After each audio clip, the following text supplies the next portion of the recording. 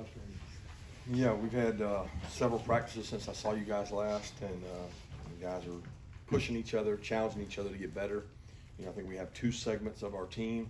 We have a segment of our team that is within their first year of being here. That would include this year's mid-years and last year's mid-years and summer enrollees. That's almost 50% of our team. And then we have another 50% that's been here for 2 or greater years. And they're in distinctly 2 different spots. Our job is to try to accelerate the learning process for the first younger group and continue the learning process and continue to push to create depth out of our older half. I'm pleased with the work we've done this spring. I'm not pleased with where we are. We need to continue to grow and get better. We were forced to change our scrimmage to Thursday last week due to inclement weather projected for today, which that was a good decision for us because we were able to get almost the entirety of our scrimmage in, and we probably would not have been able to do that today. So we were able to go inside today and have a really highly organized, detailed, energetic practice that I was really excited about because you don't typically get your best practices a day after a scrimmage on a Saturday.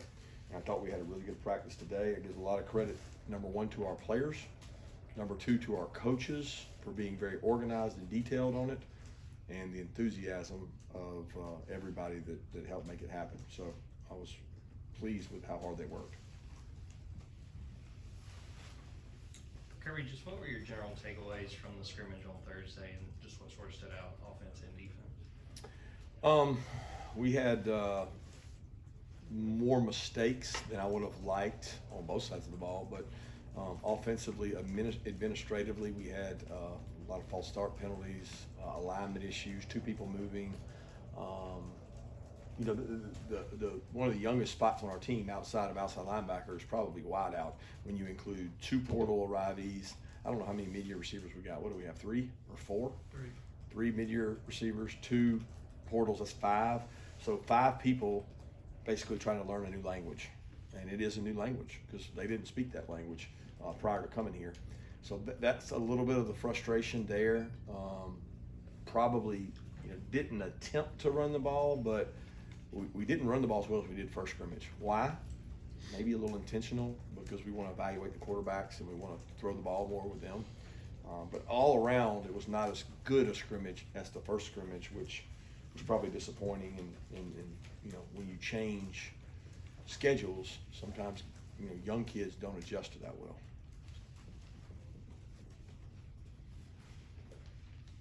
Kirby, what have you seen from Lawson Lucky and Takey Smith this spring?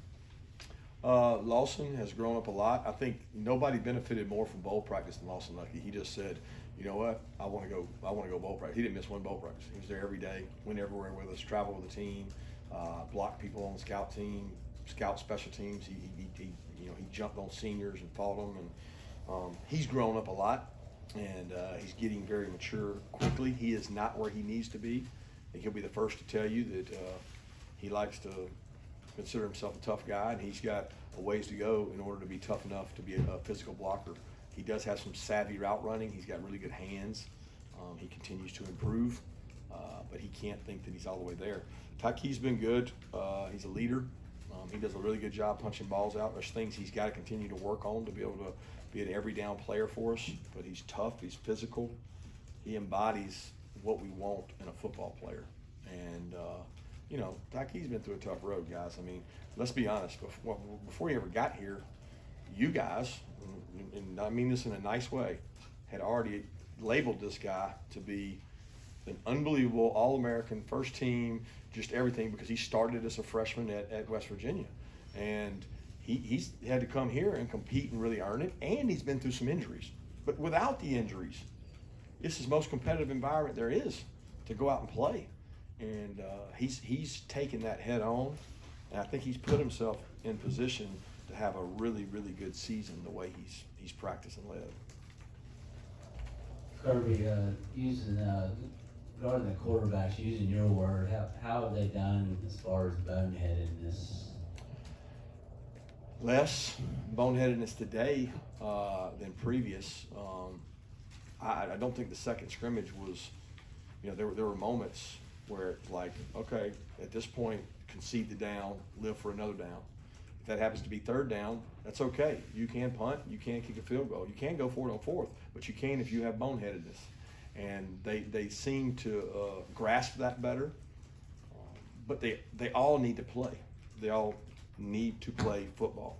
Go out and play football, not have a drill, not routes on air, not 7-on-7. They need to play.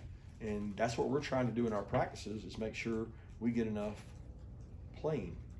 Playing is third down. There's no greater pressure on a quarterback than third down. I mean, first and second down, play action, handoff, not a lot there. It's either there or it's not. Third down, that's where you make the separation, and we're trying to put those guys in that situation so we can improve them. Kirby, what have you seen from Damon Wilson going through his first spring? Damon's growing up. I think all those mid-years kind of fit in the same bucket. It's like they sit in a meeting and I don't know what they're actually hearing. Sometimes I think they think they're hearing, but they don't, and they go out on the field and they're oblivious to what was said in the meeting. And he's not exempt from that, but he's not the only one. So all of them, when they walk on the field, the level of intensity and awareness it required to play winning football, they don't even understand it. They don't even come close to understanding it. He fits in that bucket, but he does have ability. He has some pass rush ability. He's going to be a really good football player if he decides that he's going to work at it. And it's not going to come as easy as maybe it did in high school. You're rushing against Amarius Mims. You're rushing against Ernest Green, Blasky, some really good tackles. He hasn't faced people like that. So he's going to continue to improve. I love the way he works, and he is not sensitive to coaching, which I have a lot of respect for.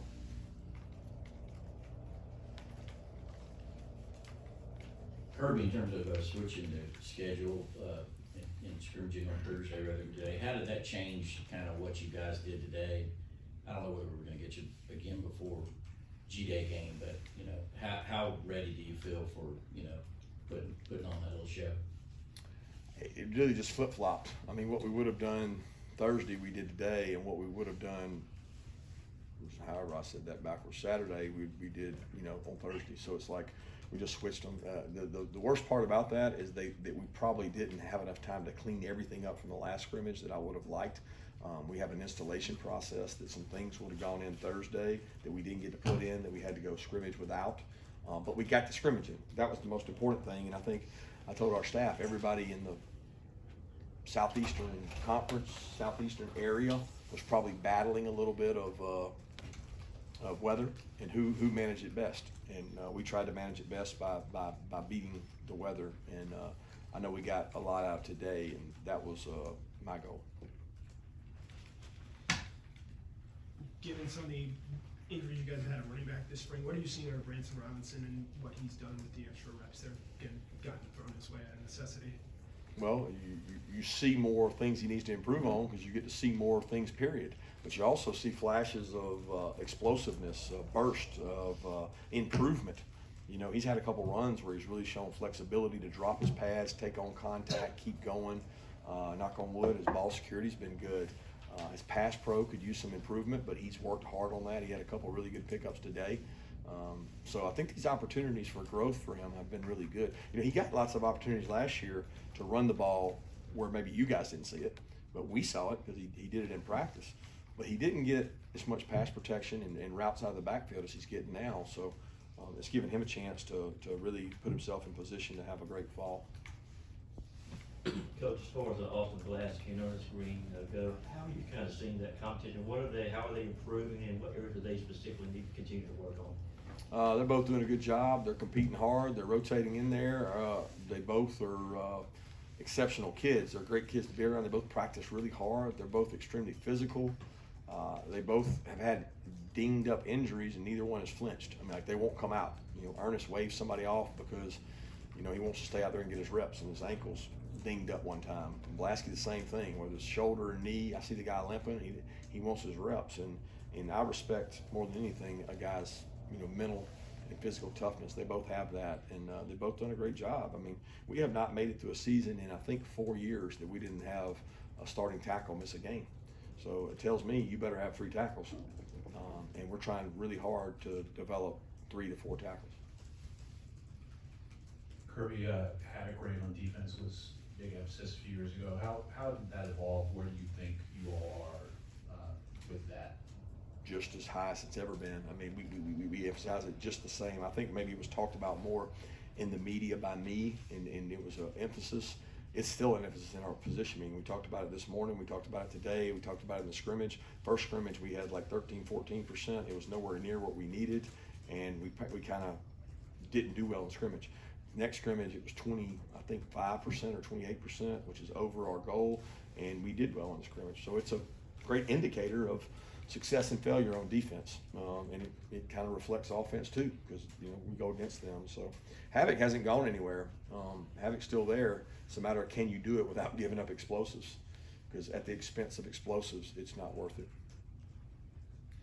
Xavier Story is now one of those older guys at that position. Just what have you seen from him during the spring? He's rotated in with the ones. He's shown some exceptional acceleration, flashes. Consistency is the biggest thing with him. Like there might be a mental lapse every now and then, and he'll be the first to admit it, that when he gets it right, he can be really good. He's a kid that everybody else you recruit at that position, they come in and they played that position in high school. Smile played, Pop played. This kid played at a really small school until he went to IMG. Then at IMG, he had a foot injury. He lined up at the end of the line. He had never stepped back and keyed. And I got enough football awareness and football experience that kids that do that, it takes them a little while. They can't just. Channing went through it a little bit where you don't play at the second level a lot, and you got to key and diagnose. He has tools that some guys on our team don't have, and we've tried to utilize those, and we'll continue to. But he's developing, and he's rolling in with those guys and playing well. Kirby, two-part question here. One, offensive personality with Coach Bobo and new personnel. Obviously, if that's starting to change or identify. And two, your thoughts on your interior defensive lineman, defensive tackles. Yeah, offensive personality is what you have, right? Whatever you have, you use what you have. And right now, it's not like we're not like saying, "Ooh, let's cater our offense to Brock, Ladd, Kendall Milton, who's not out there." We're not doing that. We're evaluating players, not plays. We're trying to figure out what players can help us. Then we'll worry about the plays. So I don't put a lot of pressure on offensive identity in the spring. Like, we got to figure out who the quarterback is. We got to figure out who the guys to get the ball are. Who are the guys that without the ball in their hands are valuable? Those are harder to find than guys. I mean, we got about 10 guys out there. We can put the ball in their hand. They're going to make plays. But who's blocking for them? I'm a lot more interested in who that is and figuring out who that is. So that's kind of where we are on that. And then defensive line, interior, I think that we have, we lost a really good player at that position, but we gained depth because the players that were 2s and 3s last year are more ready to play. Christian Miller's come along. Tyron Dawkins has come along and playing well. He's not really interior, but Bear's playing better. Nas and Zelo have to be careful not to be punching the clock. So we challenge them each day. Warren Brinson's done a good job, and then the young freshmen are going to be good players. They're not where they need to be right now. Jonathan Jefferson's a kid that's given us depth and playing well inside. So I feel good about the depth. Do we have havoc makers and train wreckers? I don't know that we got that. We got to try to manufacture that. Let's take 2 more questions. With guys like Marvin Jones and Jalen Walker that are still so early in their development, but not necessarily able to be out there this spring, what kind of things are y'all having them do to stay engaged and continue along with their development? They're in every meeting. They're in every rehab. They're in every walkthrough. They get walkthrough reps. They stand behind. They have a script. They coach the position. They run during special teams. But, both those kids, I can pull up the tape and be like, man, who's that back there doing the play like 50 yards behind? Like, oh, that's Jalen. Oh, that's Marvin. They're standing by me with the script. Hey, coach, why didn't he do this on that play? So they're engaged, and the strength staff has them to condition as well. So I'm very pleased with where both those guys are, and I'm pleased with how they're handling practice. Can you give an assessment of all phases of special teams, and then you got some young guys that are showing that they're going to be contributors there? We don't really do we do phases, but it's hard to measure them because we don't. We're either going against a scout team or in the scrimmage. We might compete a little bit. I think Thorson's punted the ball well consistently. Zerk's actually had 2 of the better days I've ever seen any field goal kicker have. outside in the wind, against the wind. I mean, he's been really consistent in terms of hitting kicks, and he's going to be in competition obviously this fall. But I've been really pleased with how hard he's worked at it. We got a big battle coming up at kickoff returner and punt returner with Kieris being gone. So who is that going to be? Dom's worked there, Ladd's worked there, Dylan Bell's worked there, Dejan's been out and in. We got a lot of guys battling for those spots, but I'm pleased with our units. Like usually we have 3 deep units. We've got 4 deep units on most of those now because of all this influx of mid-years. Thanks. Thank you.